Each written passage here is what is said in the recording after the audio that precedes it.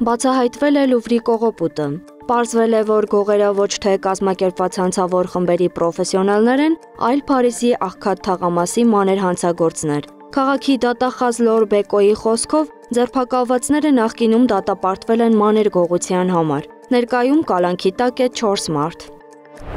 Հռոմի կենտրոնում Կոլիզեումի մոտ փլուզվել է միջնադարյան կոնտի աշտարակի մի մասը։ Փլատակներից դուրս է բերվել 4 մարդ։ Նրանցից մեկը ծանր վիճակում տեղափոխվել է հիվանդանոց։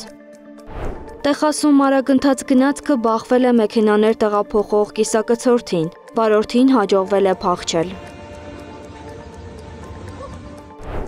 Ռուսաստանի Դաշնության վարչապետ Միխայիլ Միշուստինը երկօրյա այցով ժամանել է Պեկին։ Նախատեսված է հանդիպում Չինաստանի նախագահ Սի Ծինփինի հետ։ Պաղեստինյան Համաս շարժումը պատրաստակամություն է հայտնել Իսրայելի հետ հրադադարի համաձայնագրի շրջանակում վայր դնել ծանր զենքը։ Միացյալ Նահանգները համաձայնել է ընդունել զինաթափման նմանատիպ ձևաչափը։